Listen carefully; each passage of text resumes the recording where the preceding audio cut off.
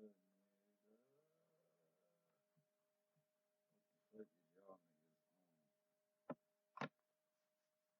ready to get the day started with your boy or what?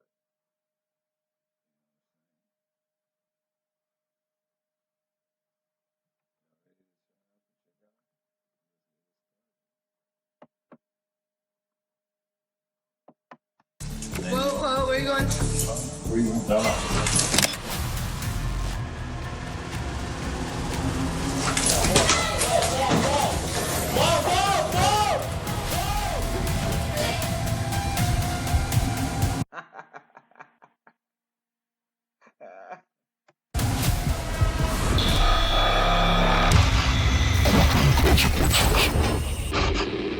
This is Gerald Hyde II, who was just convicted of drug possession at the Benton County Justice Center in Washington State. Hyde was led down the holding cell with other convicts before being taken to prison.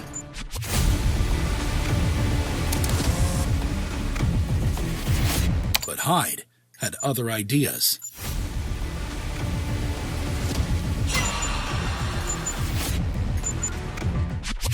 As an officer turned his back to him, Hyde slipped out and snuck back into the courtroom.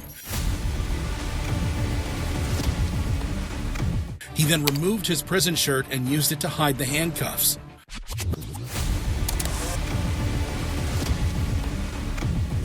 Hyde then made it down the hallway, ditching his noticeable prison shoes in the process.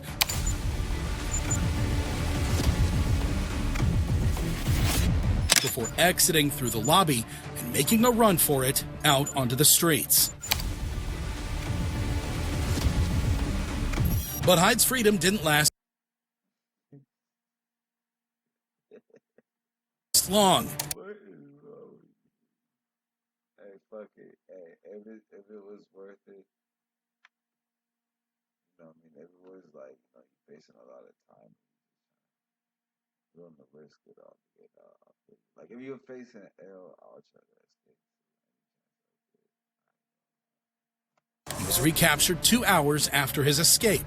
The 24-year-old was later convicted of second-degree escape and sentenced to 2 years and 2 months in prison. While Gerald Hyde had a nifty attempt to escape justice, what happens when a convict is so fast, even the camera can't keep up? Oh, come on. Like in the case of Rayton Woodford, who's in Jefferson County Circuit Court for violating his probation. According to reports, the 29-year-old was previously sentenced to probation for drugs and weapon-related charges. Now, in court, Woodford's girlfriend sat just a few feet away, showing support.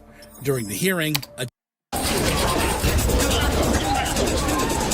that Satan had ordered him to put in a wheelchair. The 41 dive to catch a convict. He burst out of any hearing would be considered furloughs. Okay. Facing misdemeanor charges when an escaped convict called police for a while before finally being killed. Let's back up. 2 deputies were restraining Garrison to be taken to jail. However, as one of them turned away for a split second, Garrison bolted.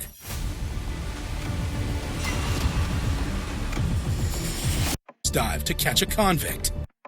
Don't you tell me I'm condoning unsuccessful. Woodford's girlfriend sat just a few feet away, showing support. During the hearing, a detective took the stand. Do you swear or affirm that the testimony you're about to give will be truthful? That evening, he was charged with a handgun and narcotics. And if you know, was Mr. Woodford at the time a convicted felon? Yes, he was. The courtroom camera remained locked on the witness stand as Judge Barry Willett announced his decision. Probation revoked in its entirety. Mr. Woodford, I'm going to send you to serve 5 years. Good luck to you. No, ma'am. Moments later, the unthinkable happened. Oh, come on. Lock the door back up. There was a flash across the camera as Woodford attempted to make a break for it. His girlfriend could be heard pleading him to stop.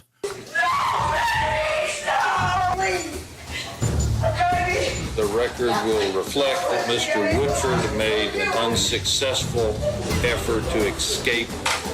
Woodford's escape was unsuccessful. He was brought back into the courtroom by deputies and arrested.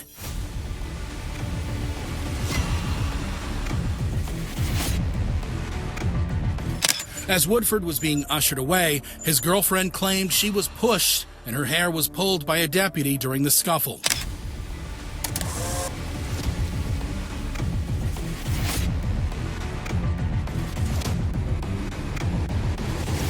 Judge Willett allowed her to address the court. I didn't do anything wrong, and he didn't have to put his hands on me, period.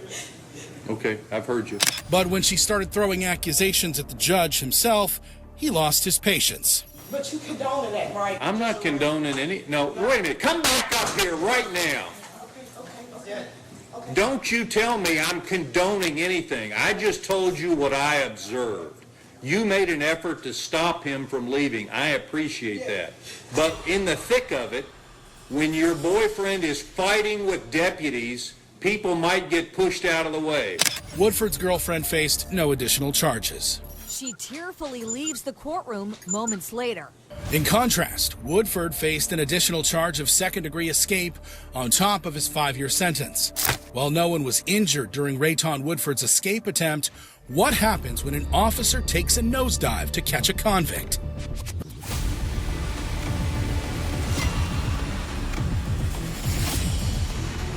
Like in the case of Nicholas Garrison, who was just sentenced for drug possession in Greenfield, Ohio. The 34-year-old was being prepped to be taken to prison when suddenly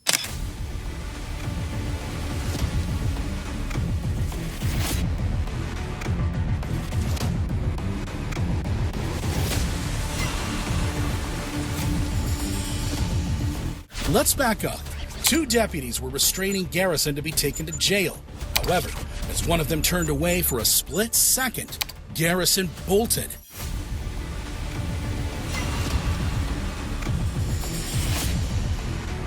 He burst out of the courtroom and made for the stairs as a deputy took a giant leap to catch him. But Garrison managed to slip away and escape. He evaded police for a while before finally being captured at a motel 4 days later. He was later handed a 6-year prison sentence for his efforts. As for the daring deputy, he suffered 4 broken ribs and a concussion. While Nicholas Garrison's actions resulted in a deputy's hospitalization, what happens when an escaped convict causes a serious car crash? Okay, Like in the case of Cyrus Matthews, who is facing misdemeanor charges in Wadsworth Municipal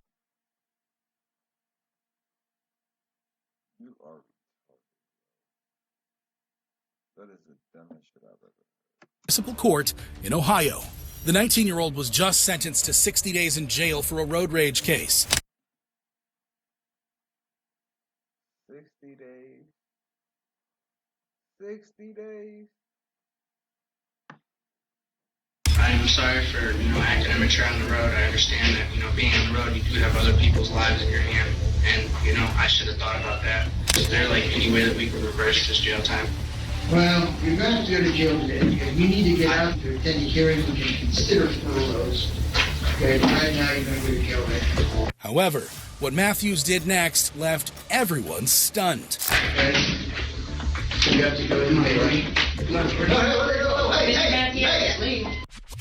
After learning his fate, Matthews straight up just walked out of the courtroom. The judge threatened him with felony charges, but Matthews had other ideas. And in charge of escape, felony escape if he doesn't get back in this court.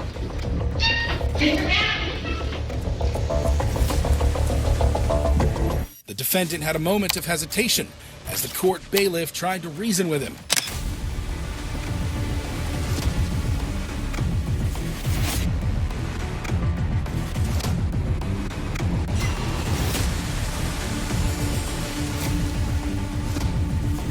However, as Matthews' girlfriend followed him out, the two ran over to the parking lot, got into their car, and escaped.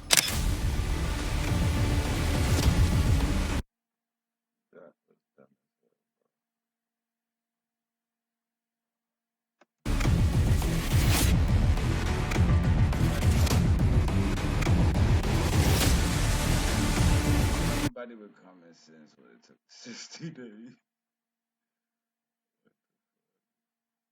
Why would you Why would you do this? All right, now, all right. Police sprung into action and a high-speed chase ensued. He was sentenced to jail and took off. I saw him turn north onto Lyman from Maple. He was in an older gray four-door vehicle. 28, he's not. He's running red lights at Hartman, passing on the right at Williams Reserve. My speed's 90, trying to catch up. Wadsworth, I think we're going to have a code 2. We're going to have a code 2 at Akron, 76. When police finally caught up with the suspect, they found a horrific scene. The crash mangled two vehicles, leaving parts scattered across Akron Road near I-76 and knocking down a gas station sign. An innocent mother, father, and their baby in an SUV suffered minor injuries. Matthews had crashed his car into another SUV, which had a couple and a toddler inside. For 60 days in fucking all this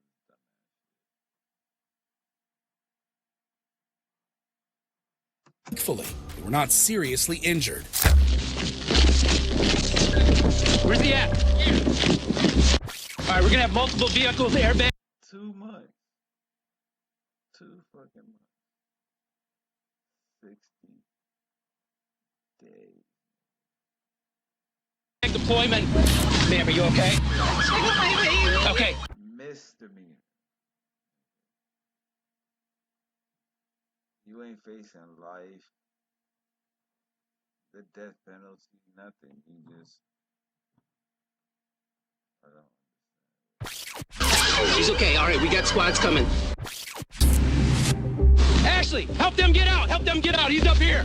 As the gravity of his actions dawned on him, Matthews broke down. You gotta breathe tight. Breathe in and out. Breathe in and out. Breathe in and out. Breathe in and out. Breathe in and out. Breathe in and out. Wadsworth, I'm gonna need multiple squads. I need help, sir. Okay. This is actually so fucking. Okay. Sit tight.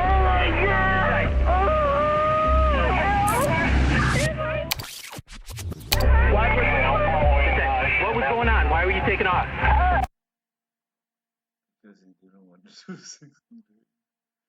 Now you're gonna do way more than 60 days. What were you thinking? No, I don't even want to know what you were thinking. That Because they're trying to lock me up for 90 days and I have a whole life. So what happened? I tried to run my...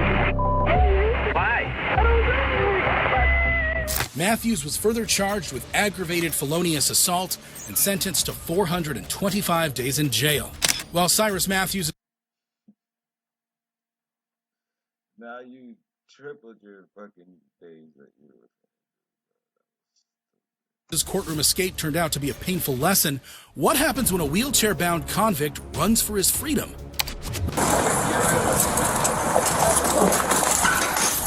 I understand not wanting to go to jail, but sometimes running that the percentage ain't high. Niggas getting away when they run. Nigga, give me my motherfucking time so I can go home. The sooner I do my time, the quicker I can go home. I don't like it. I can't do nothing about it. But I'm gonna just do my time. If I run, it's because I know I did something really, really bad. If I'm running, if y'all ever see me running from the police, nigga, I really fucked up. That means I really did some dumbass shit that I knew was gonna get me in jail. So I was riding dirty in the car or some shit like that. You know what I'm saying? Caught a body, some type shit like that. Other than that, nigga, if I know I ain't got nothing in the car and everything good, if they pull me over, nigga, I'm gonna pull over. I ain't finna run. I ain't finna whine, nigga. If nothing ain't gonna happen, if I got a partner that need to run, I'm gonna tell him, say, I'm gonna pull over. You can get out and run, nigga. That's what you need to do. But I'm gonna pull over. You know what I'm saying? Like,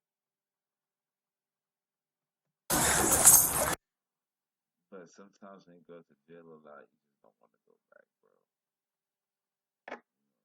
Or some, like I said, some people really get scared because they never been to jail before and they don't know what jail is really like, so they get really, really scared, nigga, and they start thinking about their life and shit. Like jail, there's levels to, yeah, you know what I'm saying, to what happens to you in jail.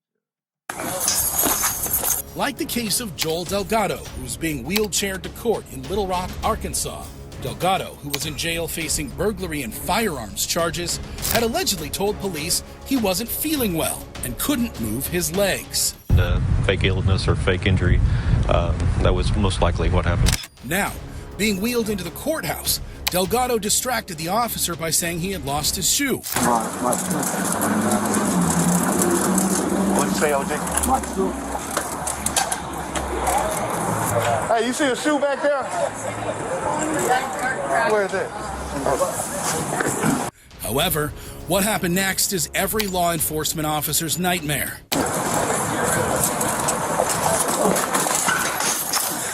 As the officer bent down to pick up his shoe, Delgado sprang up and made a run for it. The officer ran after Delgado, but he was nowhere to be found. Oh, I'm gonna catch you, baby. I'm gonna shoot your bitch ass. Hey, can you call the police for me? Call the police for me. Hey, call the police. Call the police. What way it go? Already without a radio, the officer had a hard time calling for backup. Hey, Hook. The wheelchair dude got up and ran. Yeah. I couldn't catch his ass. And my radio was in the mother. I had my camera on, though. He jumped the rail. It's on my camera, bro. Oh, what's that, man? And while authorities saw the lighter side of things, Delgado was gone for a good few hours. He was later caught from the other side of town, charged with felony escape, and was once again put in a wheelchair. The 41-year-old is being wheeled into an ambulance, claiming to be injured and unable to walk. While Joel Delgado successfully managed to deceive an officer, what happens when a judge has to chase after the suspect?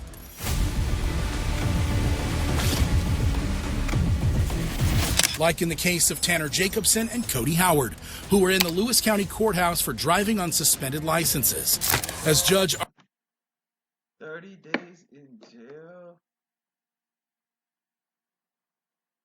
30 days in jail? Y'all niggas is crying over 30 days? R.W. Buzzard was about to address them, something unexpected happened. Handcuffed and dressed in prison uniform, the two defendants made a run for it. Without a second thought, Judge Buzzard sprang into action. Yeah, I get what I'm saying, though. Like, if you're good at math. If you're facing 30 days in jail and you know if you run, you can face up to 2 to 5 years. Why would you run? When you're only facing 30 days, 60 days, even 90 days. And then you run and you're facing 2 years. Now, if you caught a body, you're facing like 25 to life and you know you did it type shit. You know, like you got the gun in the car or you're riding with a whole bunch of drugs on you with guns and shit and money and you run, nigga. I can understand some shit like that. But if it's not a circumstance like that, nigga, like, why are you running? Bro, you're facing 30 days in jail. 30 days. What's the worst that could possibly happen to you in 30 days? In 60 days?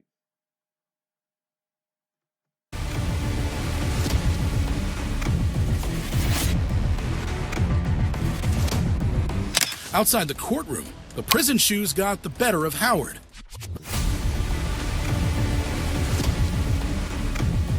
The judge followed the two suspects down the flight of stairs and caught up with Howard just as he was about to escape.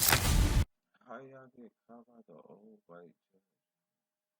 I'm supposed to adjust it. He on athletic like a motherfucker too. He is not athletic. Catch y'all young asses.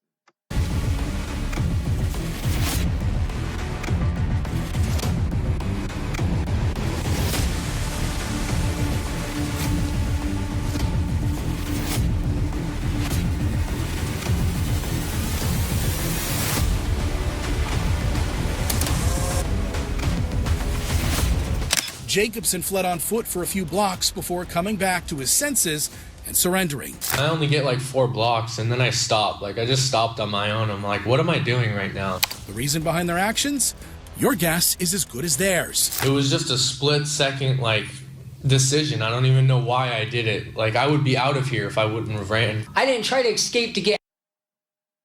You thought about that now? After you did it, shouldn't you thought about that before you did it? Wait, if I do...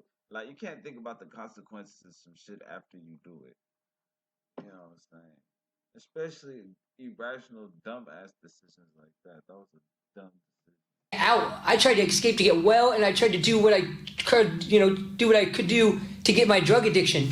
Initially facing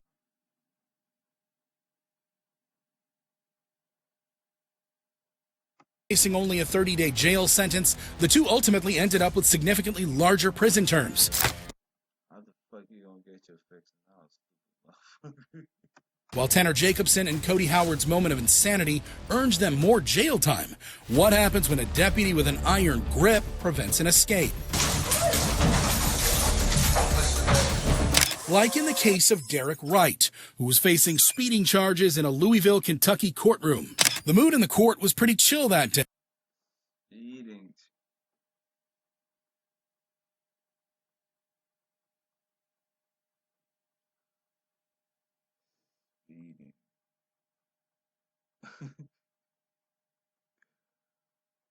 You go to jail for speeding? But even so, it ain't even gonna be a few hours. Deep fried bacon fry? Yeah. Bacon fried up and then kind of crumble it. And then you put it in. Bacon makes everything better. Let's be real. Oh, yeah. True that. But as the judge was looking at his paperwork, Wright attempted to walk away. Whoa, where are you going? Where you going? No, not the roof. No, have a seat. Okay. So I can't go to the restaurant? Okay. What can I make a copy of my mom? And then. It was discovered that in addition to his speeding charge, Wright had an outstanding warrant for domestic violence. You can do it. But Wright believed there was some kind of mistake. The case got dismissed. We're verifying it. I went to court for that Tuesday. It was dismissed. Sir, I need you to calm down. We always verify. Yeah, man. If it's dismissed, you're good. If not, I'm gonna take you to custody. I need to call my mom if I'm gonna get arrested because this is something new to me because this is the only thing that I was supposed to go to court for. Eventually, it turned out the warrant was indeed active. It's unserved, so it's still good. Okay. Sir, you need to calm down, okay? They're gonna go ahead, they're gonna execute this. They'll let you take some time to call your mom. But Wright had other ideas.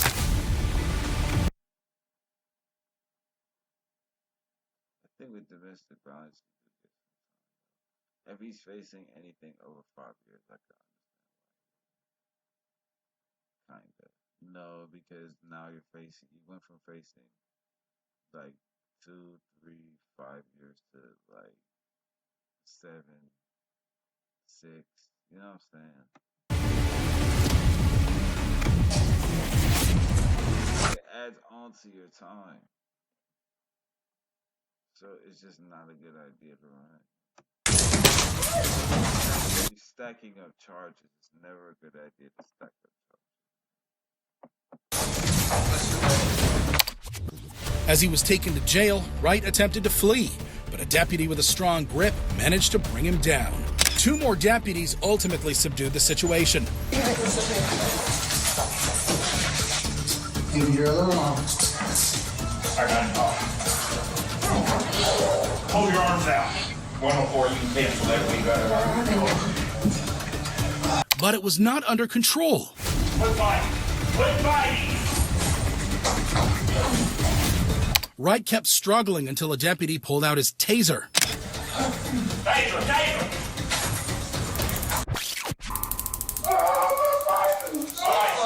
Stop! We done? Are we done?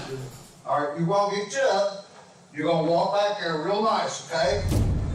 Wright was removed from court, and he was not a happy man. Y'all beating me up and call for it up and beat me up. Yes, I need to call my mom. Then nobody tell me I had a woman until I came to court, so y'all gotta beat me up and put blood all on my face and nothing. Wright's antics slapped him with additional charges of third-degree assault, resisting arrest, criminal mischief, and disorderly. How you get charged with assault? How the fuck you get assault? How can you assault anybody? Hold on. You're gonna walk back there real nice, okay? Wright was removed from court, but Wright had other ideas.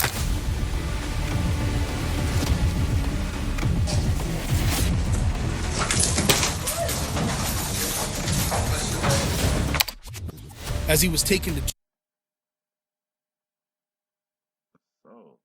jail, Wright attempted to flee, but a deputy with a strong warrant for domestic violence.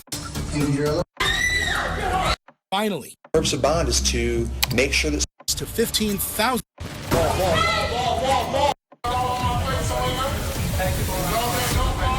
Wright's antics slapped him with additional charges of third-degree assault, resisting arrest, managed to bring him down. Two more deputies ultimately. But Wright had other ideas.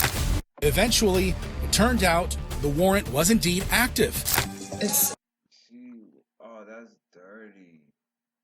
Unserved. So it's still good. Okay. Okay. Y'all saw what they did, right? Alright, watch this. Peep game on Yes, sir. He's already facing domestic. Alright, they got him for domestic violence. The government is so dirty, nigga. They already have him for domestic violence charges.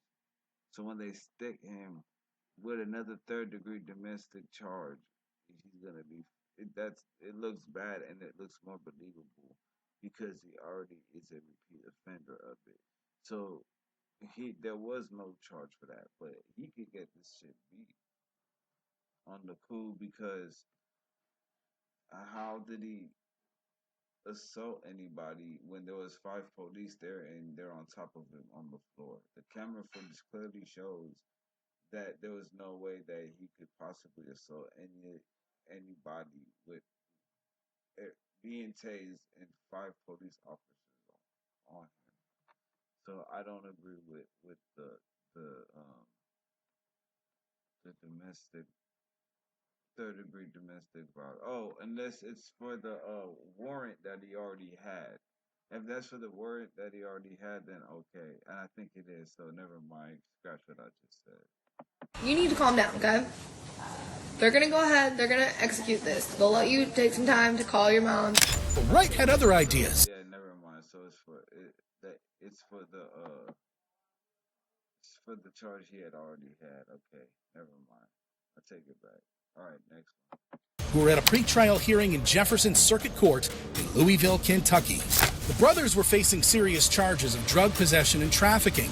Now in court, the prosecution attempted to increase Mario's bond from $500 to $15,000 after he faced new charges of burglary. In your order, it specifically says no further violations of the law. He picked up new charges. He violated the law.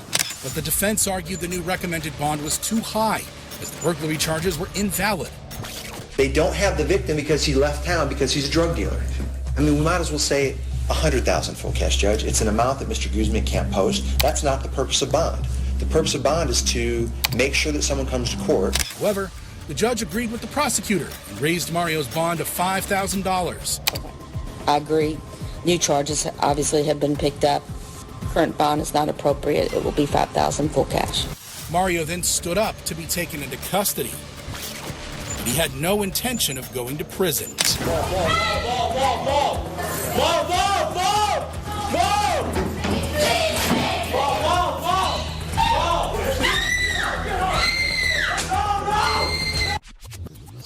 The 6-foot, 190-pound defendant rode the gallery benches and headed towards the door before deputies wrestled him to the ground. As one of them pulled out a taser, the courtroom erupted. He's okay. He's okay. Please. Jose Guzman tried to calm his brother down. Father's touching Mom! Mom! Father's touching Mom now! Mom! Father's touching now, Mom! Sorry, man. I'm talking about... Shut up! Mario's wife became so distraught that she had to be handcuffed. No, my baby. Finally, deputies managed to remove Mario from the courtroom.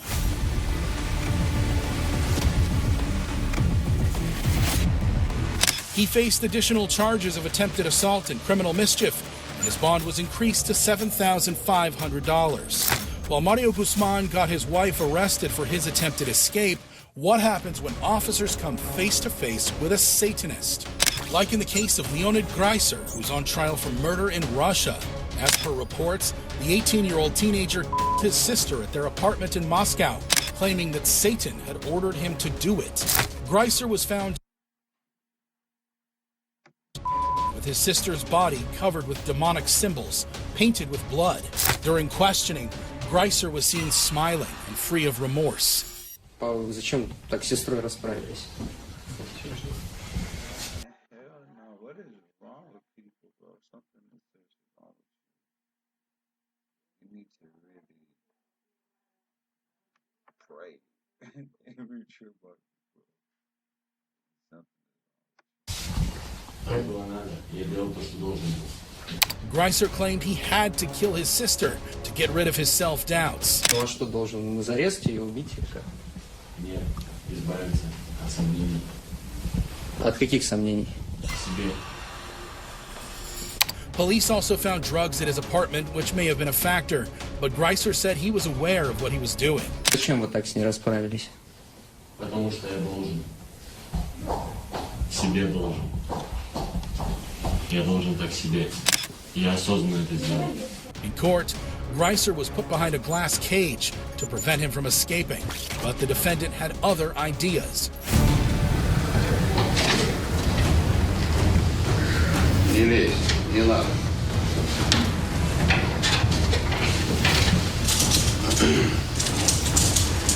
Куда ты едешь? Сел. When his first attempt to escape was thwarted, Greiser took the high road.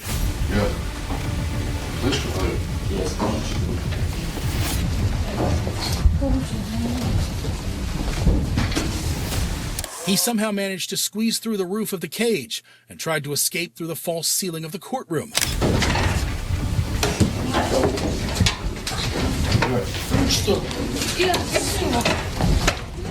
Stunned officers desperately tried to get to the escaping prisoner.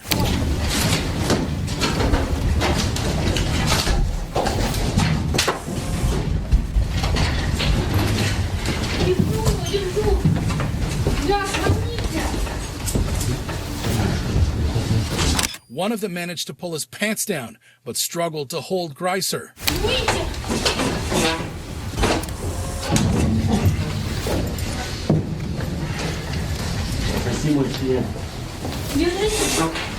Finally, more officers arrived and threatened to tase the suspect.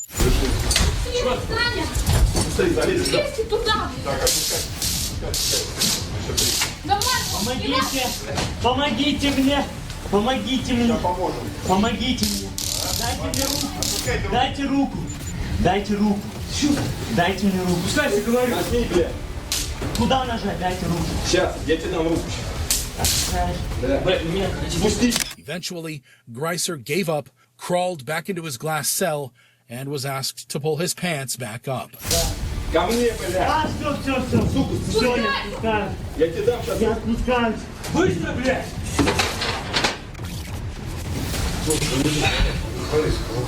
А где он завалит?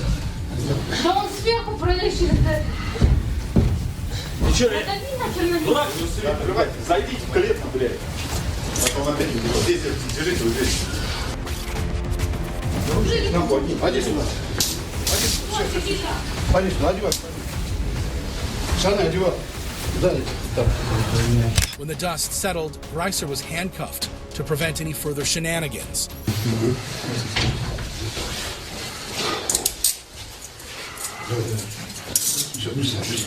Ultimately, a judge sentenced Greiser to compulsory psychiatric medical treatment every 6 months.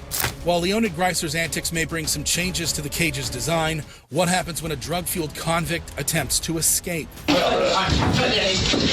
Like in the case of 35-year-old Daniel Nicholson, who's facing weapons charges in Adelaide, Australia. Already out on bail, Nicholson was today in court to learn whether his pretrial release was to continue. To his shock, the judge decided to revoke bail. I revoke bail. I revoke bail. No, you can stop. Nicholson protested in disbelief, but the judge refused to listen. What's going on with that? Take a seat. Take a seat. Miss, please, miss. Please, miss. I'll tell you what please, miss is. This is when things got crazy.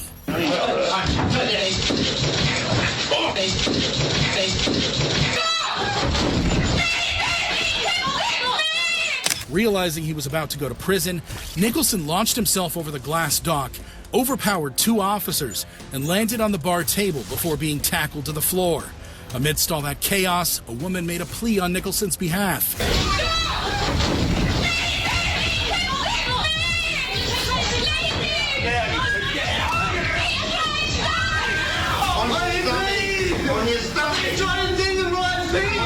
Eventually, officers were able to get things under control. Grab the cuffs. Don't do anything silly. The incident saw one officer suffering a broken foot, while another sustained a jaw injury. Nicholson faced additional charges of attempting to escape from custody and recklessly causing harm to a prescribed emergency worker. He later pleaded guilty and was sentenced to 21 months in prison. While Daniel Nicholson's actions could be blamed on drug use, what happens when a convict takes advantage of the law?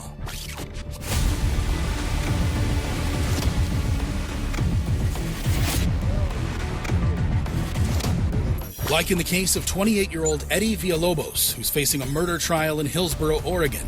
In 2021, I don't mind when a nigga run facing murder, bro. That makes sense.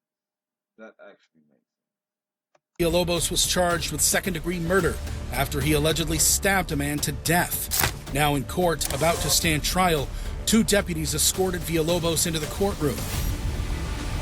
You facing some real time and you run, I understand that. But facing 30 days and 60 days and you run is fucking retarded.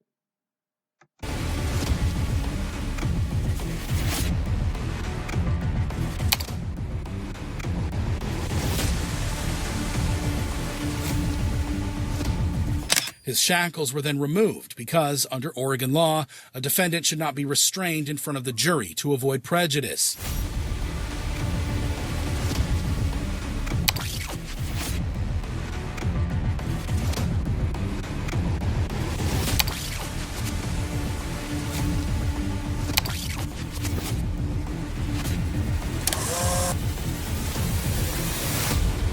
However, Villalobos was not the one to play by the rules.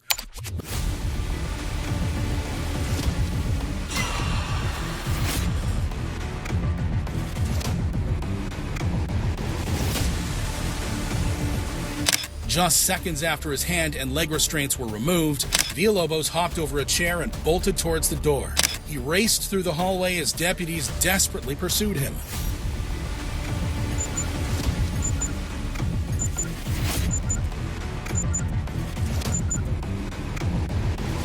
Villalobos made it down the stairs and exited through the lobby, closing the door behind him.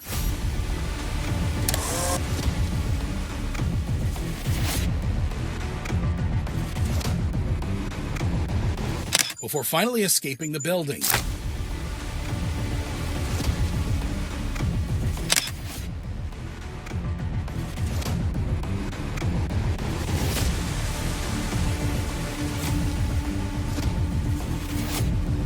A 2-hour manhunt ensued before authorities got a call that a person was trying to break into an apartment next door. When police arrived, they found Villalobos hiding under a blanket inside a closet. He was arrested and charged with first-degree burglary and second-degree escape. This is the moment Villalobos was taken into custody after a 2-hour search. The Washington County Sheriff's Office says he was hiding in a hallway and he was arrested without incident. A few months later, Villalobos was convicted of the murder charge and sentenced to life in prison, with the possibility of parole after 25 years. While Eddie Villalobos was recaptured quickly by an efficient police force, what happens when lawyers have to bring a convict down? I said, hey, stop, man, don't do this. But he didn't even give me a chance, really. And like in the case of Israel Pointer, who was at the Oklahoma County Courthouse for a bond hearing. Facing robbery and firearms charges, the 19-year-old just learned his bond was revoked. Realizing he was about to go to jail, Pointer made a break for it. Bursting through the courtroom door, Pointer escaped the clutches of one deputy while narrowly missing another.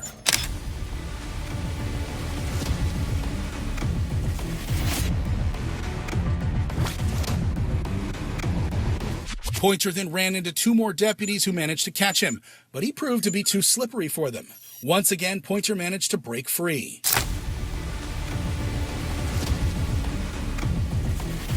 About to taste freedom, Pointer then encountered a group of attorneys. How you get away from the police and get caught? And how the lawyer is bigger than the police? Look at these damn lawyers and then look at the damn police. That don't make no sense.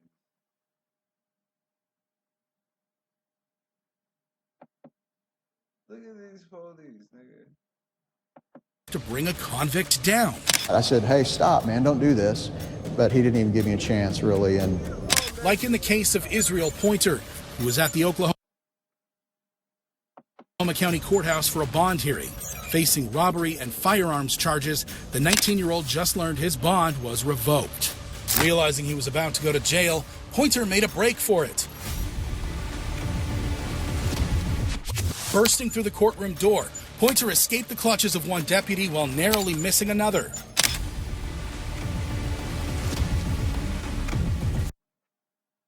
Look at this shit, bro. I'd have been mad running away from some cops like this and then get caught by lawyers the size of.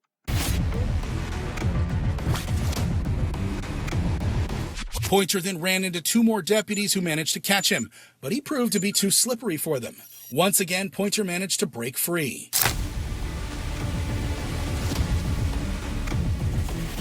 About to taste freedom, Pointer then encountered a group of attorneys. Instead of getting out of the way, Oklahoma County District Attorney David Prater grabbed Pointer and refused to let go.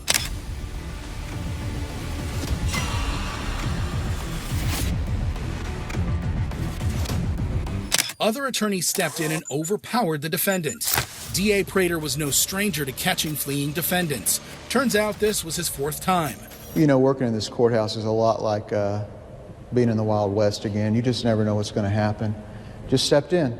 Pointer was finally taken into custody and additionally charged with resisting arrest. While a vigilant lawyer stood between a defendant and his freedom, what happens when a convict shows Olympic-level athleticism to escape?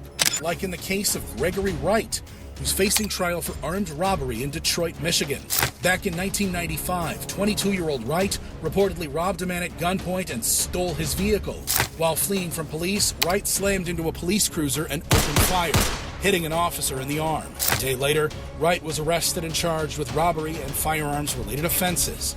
While being taken to court, Wright showed zero remorse for his actions. All I got to say is I have no remorse for shooting that police officer.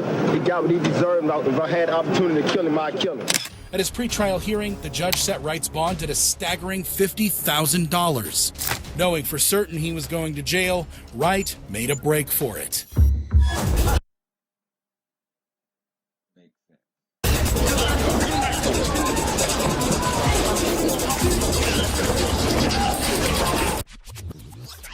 As he was being shown the door which led to his imprisonment, Wright decided to take the opposite route.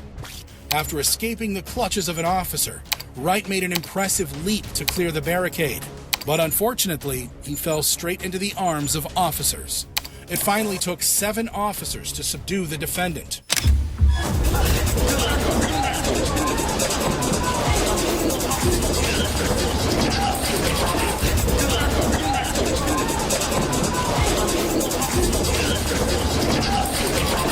Wright's bond was eventually removed and he was ordered to remain in prison.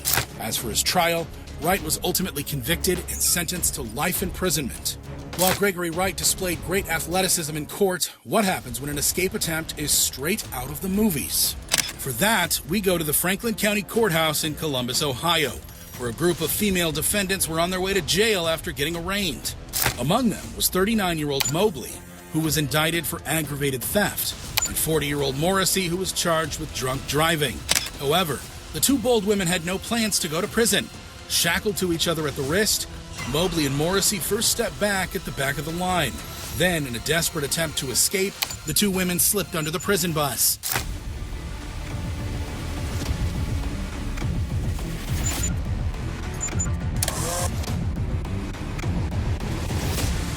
Shockingly, the court officers, not noticing that they were two inmates short, kept loading the bus with more prisoners. Oblivious that two prisoners were under the bus instead of inside of it, the bus pulled out onto the streets.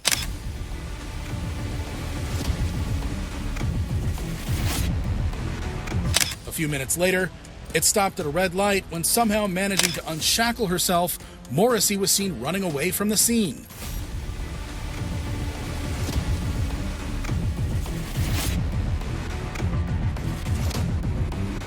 However, a local private detective who just happened to pass by noticed Morrissey and chased after her.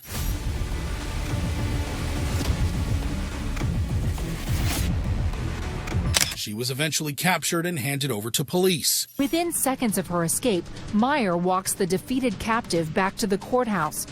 But nobody at the sheriff's office seems to notice they're missing prisoners. As for Mobley, she was found hiding in the bushes at the side of the freeway. The escape attempt had left her with a broken back, and she was sent to the hospital.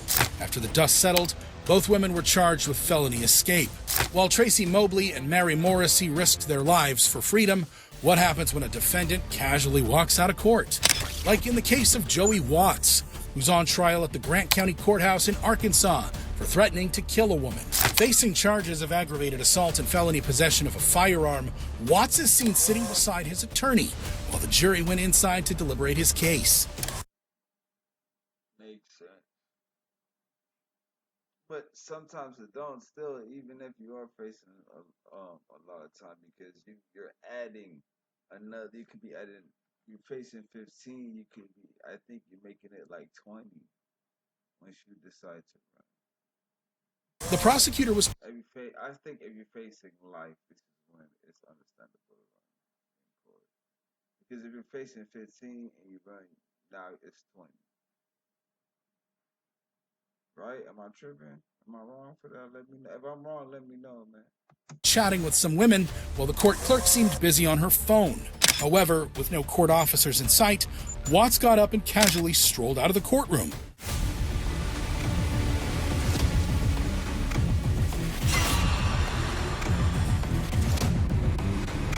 Once out the door, he coolly went down the stairs.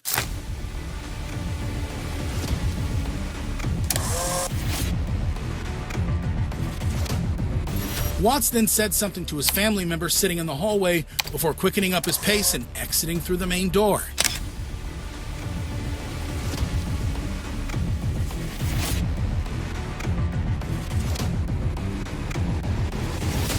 As soon as he stepped out, Watts took off. Taking no chances, Watts began to run for his freedom. He's seen walking down the street and he's gone. All the while, the jury was still in court. While Watts was busy escaping, back inside the court, the jury found him guilty of all charges. Watts' freedom was short-lived, as he was arrested the next day. Chief Deputy Pete Roberts said Watts was out on bond, which allowed him to walk around the courtroom freely. That he was not in custody, he wasn't, an inmate or anything, and that allowed him the freedom to move around throughout the courthouse. He also said a court officer was not present that day due to a staff shortage. The circuit court's in the process of hiring a new bailiff to prevent that, but they haven't got that done yet. Eventually, it turned out that two other people had helped Watts escape, including his brother, who was sitting behind him in the courtroom. As soon as Watts exited the court, his brother signaled the other guy, and the two got up and left. Ultimately, Watts was sentenced to 36 years in prison, 10 years for the attack, and 26 years for gun possession. While Joey Watts' escape seemed pretty chill and casual, what happens when an entire family is involved in a breakout? Like in the case of Dwayne Cheney, who's on a murder trial in Milwaukee, Wisconsin. According to reports, 25-year-old Cheney was accused of shooting and killing Michael Prescott in 2015 after the two got into an altercation over a girl. At his trial, Cheney was allowed to walk freely inside the building as he had a GPS tracker attached to his ankle. During a break, CCTV cameras showed Cheney with his girlfriend Zuri London.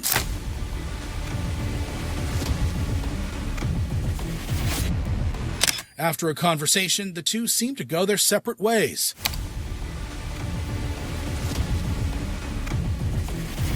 Next, Cheney was seen having a deep discussion with his father, Frank Kiles. The two then exited the hallway.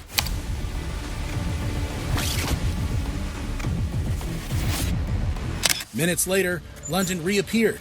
She seemed to be talking to someone on her cell phone, and suddenly,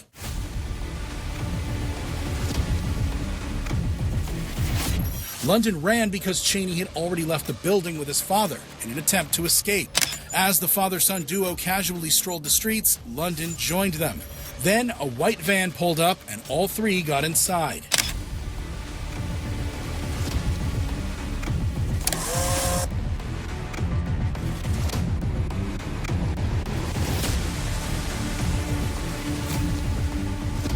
The driver of the vehicle was later identified to be Cheney's mother, Florigenia. Once inside, Cheney removed his GPS tracker, threw it out of the car, and sped That the whole family was in on this is crazy. Away to his freedom, or so he thought.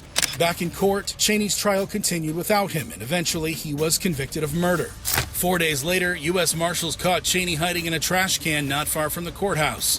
He was slapped with an additional charge of bail jumping. Ultimately, Cheney was sentenced to life in prison without the possibility of parole for killing Michael Prescott. As for his escape crew, they were all charged with felony bail jumping as parties to the crime and obstructing an officer. While Dwayne Cheney had an eventful escape attempt, what happens when a loyal friend helps a convict? This is 21-year-old Callum Finter, who was at the Bradford Youth Court in the UK to support his friend, who is currently facing sentencing. His 17-year-old friend was just handed a 21-week jail term for stealing a cell phone. But Finter had other ideas.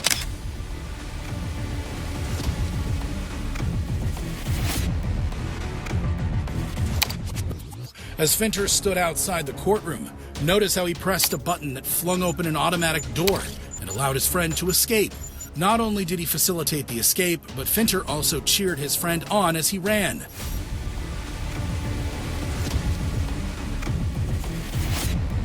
Before anyone realized what was happening, the teenager exited the hallway and took off through the security checkpoint.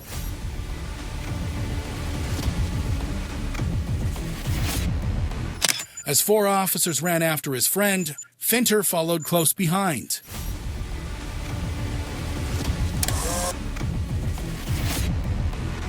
The phone bandit sprinted out of the courtroom, and eventually, the officers lost him and gave up the chase.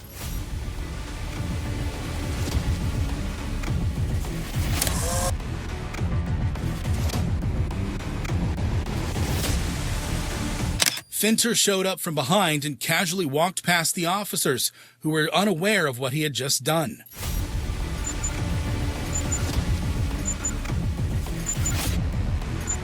However, the escape was short-lived, as officers caught the teenage thief 2 days later. He was given 6 months extra jail time for the escape. As for Finter, he pleaded guilty to aiding and abetting his friend's escape and was sentenced to 3 months in prison. While Callum Finter went to jail to help his friend escape, what happens when a convict jumps off from the 2nd floor? For that, we go to Meigs County Courthouse in Decatur, Tennessee, where 33-year-old Rashad Hawkins was just sentenced for failing to pay child support. But the convict was not ready to go to jail.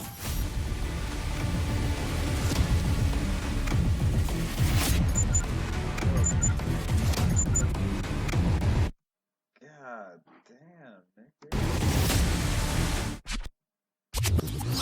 You gonna feel that later, that adrenaline kicking right now. But after that adrenaline wears off, that nigga is gonna be like, ouch. Before he could be taken into custody, Hawkins dipped out of the 2nd floor courtroom and jumped over the balcony. He took a sheer 10-foot drop into the reception below before getting up as if nothing happened and running towards the exit. Moments later, court employees and officers littered the hallway, trying to figure out what just happened.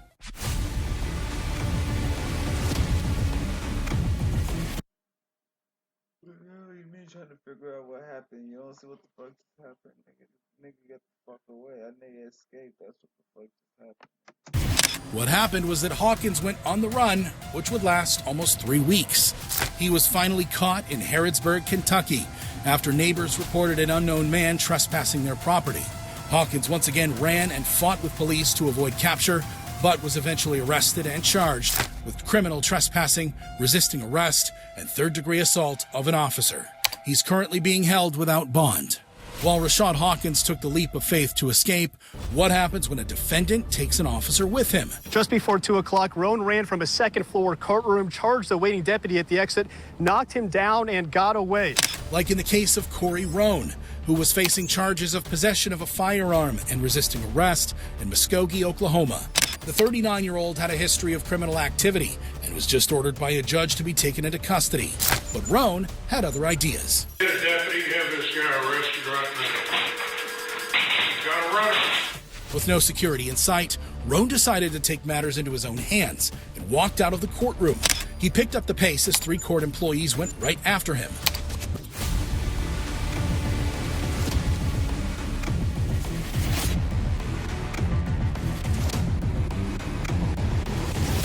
Roan took the stairs to the first floor.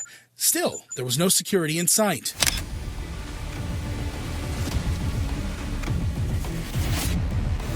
As he made it towards the exit, one deputy attempted to stop Big Roan, but he was no match.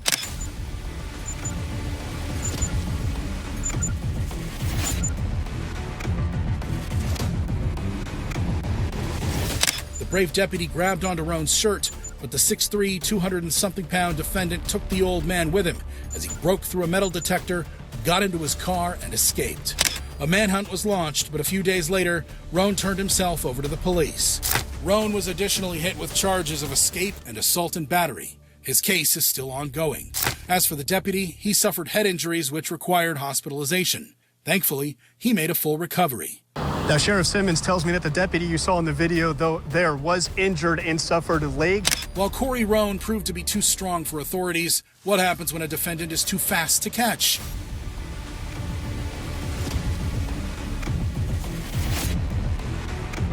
Like in the case of Cody Kuhn, who's on his way to the county jail complex in Boulder, Colorado. The 30-year-old had several active warrants against his name for charges, including resisting arrest, second-degree assault on a peace officer, and retaliation against a witness. Unaware of the warrants, Kuhn showed up in court to resolve the cases against him.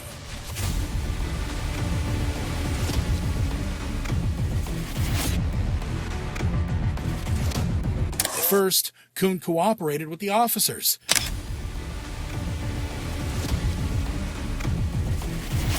But suddenly, he smelled danger.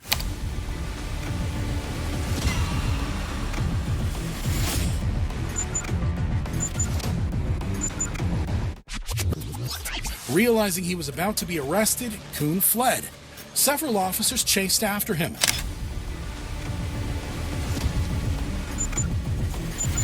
But the fleet-footed defendant escaped through the parking lot and disappeared into the woods.